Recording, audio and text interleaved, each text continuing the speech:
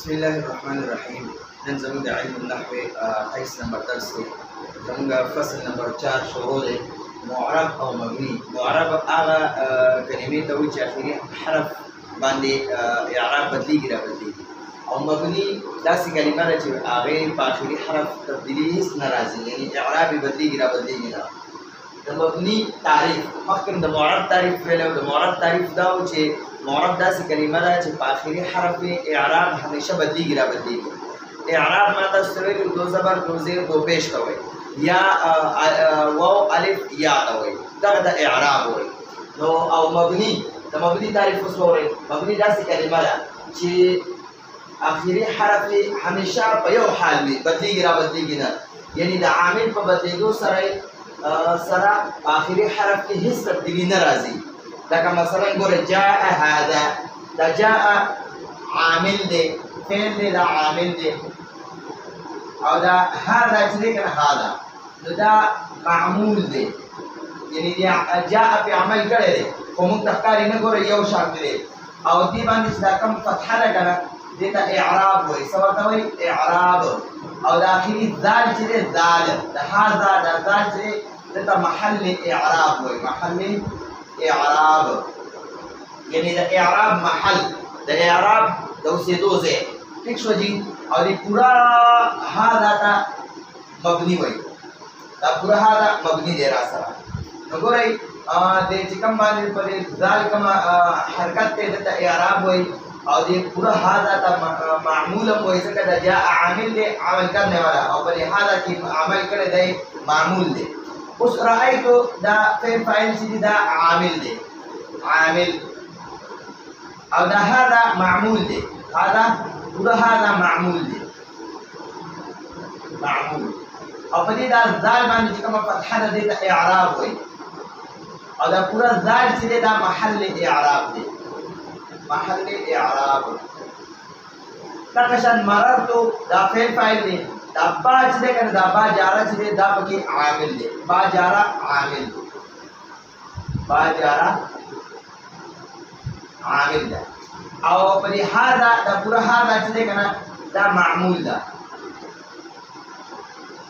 او په دې باندې چې کوم دا ذال باندې دا فتحه ده دا اعراب دی، او دا پورا ذال چې دی کنه دته محل اعراب وایي، محل اعراب. نو ګورئ دا هذا چې دی کنه دا مبني دی. وګوره جاء هذا، رأيت هذا، مررت بهذا. نو هذا په جاء کې مو هذا، رأيت کې مو هذا، په با جاره سره مو، یعنې دې کې څه تبدیلي نه راوستې. لکه مثلا ګورئ جاء هؤلاء،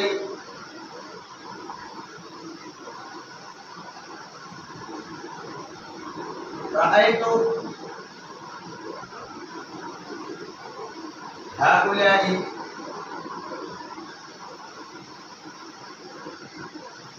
مررت بهؤلاء.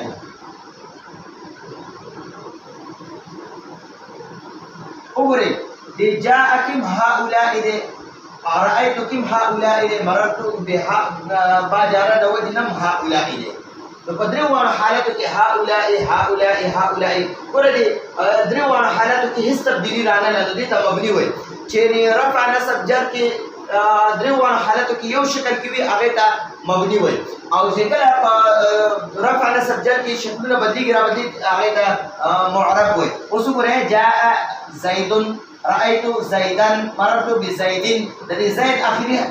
دال ته وګوره، دلته زیدون دی، دلته اخري دال ته وګوره زیدن دی، دلته اخري دال ته وګوره زیدین دی. نو وګوره د دې دا اخري حرف حالت بدلیږي را بدلیږي، نو دې ته معرب وایي، معرب. د پورا زید چې دی دا معرب هم دی، او د پورا زید ته معمول هم وایي، معمول هم وایي، او د دې دا دو پیش دی دې ته اعراب وایي، او د پورا دال ته چې دی ته محل اعراب وایي، د اعراب د اوسېدو ځای. ٹھیک شو جی؟ او د پورا زید ته معرب وایي. ٹھیک شو؟ پورا زید معرب هم دی، معمول هم دی، او دا جاء پکې عامل دی. رأيت عامل دی، او دا زیدن چې دا اول خو دا معمول دی ځکه د عامل پکې عمل کړی دی او بیا پکې دا دو زبر چې دی د اعراب دی اعراب او دا دال چې دی دا محل اعراب دی یعنی دا اعراب زی دی دا اعراب پر اخیری حرف دا اخیری حرف محل وی محل اعراب وی یعنی دا اعراب زی وی وګوره دلته با جاره مررتو فعل فاعل دی دا با جاره پکې عامل دی او دا زیدین چې دی کنه زیدین دا پورا زیدین دا معمول دی معمول هم دی او پورا زید چې دی دا معرب هم دی معرب چاته وي چې اخیری حرف حالت بدلیږي را بدلیږي او دا دو پیش ته چې دی کنه دې ته اعراب وایي او دې دال ته محل اعراب وایي نو ګورئ معرب هغې ته وایي چې اخیری حرف حالت بدلیږي را بدلیږي مبني هغې ته وایي چې د اخري حرف حالت نه بدلېږي را بدلېږي په یو حالت کې وي نو دغه معرب او مبني دي او بیا به اوس موږ ته د مبني قسمونه ښایي چې مبني څو قسمه دي یعنې کم کم څیزونه مبني دي او کم کم څیزونه معرب دي نو هغه به راته انشاءالله بیا د دې تعریفونه کوي مکمل اول یو ځل بیا واورئ ګورئ معرب هغې کلمې ته وایي چې د عامل د وجې د اخري حرف حالت همیشه بدلېږي را بدلېږي معرب هغه کلمې ته وایي چې د عامل د وجې د اخري حرف حالت همیشه بدلېږي را بدلېږي مبني هغه عامل ته وایي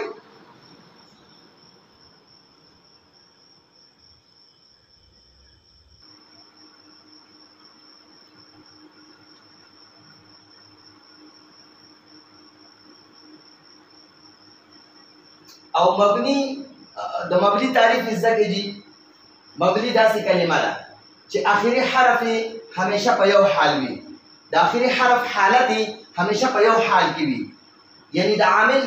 په بدلیدو سره په اخري حرف کې هیڅ تبدیلی نه راځي چې عامل بدلیږي جاء عامل دی یو قسم شو رأیتو بل عامل شو مررتو بی دا بل عامل شو او هذا دا معمول چې دی اومکه یو شکل کې دی یعنی ګوره جاء دا یو عامل دی هؤلاء معمول دی یو شکل کې دی رأیتو بل عامل دی بدل شو عامل او هؤلاء معمول اومکه یو شان دی چې مخکې څنګه و مررتو بل عامل دی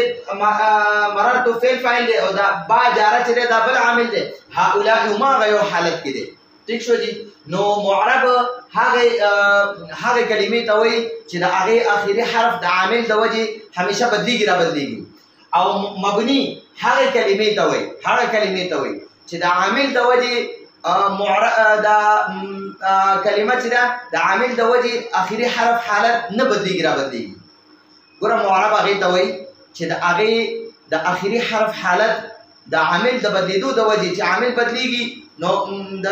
اخري حرف حالت هم بدلیږي د معرب چې عامل بدلیږي د اخري حرف حالت بدلیږي او مبني هغې ته وایي چې د هغې کلمې ته مبني وایي چې د عامل د بدلیدو د وجې د اخري حرف حالت نه بدلیږي هم یو شکل کې وي لکه جاء هذا رأیت هذا مررت بهذا وګوره د هذا په درې واړو حالتو کې یو شکل کې دی او دغه شان جاء هؤلاء رأيت هؤلاء مررت بهؤلاء يا دقشان جاء ذلك مررت جاء ذلك رأيت ذلك مررت بذلك يا جاء تلك رأيت تلك مررت بتلك نو درې واړو حالتو کې چې یو شکل کې وي هغې ته مبني وایي او په درې واړو حالتو کې چې د اخري حرف حالت بدلیږي را بدلیږي هغې ته معرب وایي نو انشاءالله دا به بار مونږ وایو دا به زمونږ انشاءالله زده شي معرب به مو پېژنو مبني به مو پېژنو بیا به بل درس کې انشاءالله د مبني قسمونه وایو نو دا زمونږ د نن ورځې درس و راتلونکي درس پورې اجازت غواړو هذا هو المرام والله اعلم بحقیقت الکلام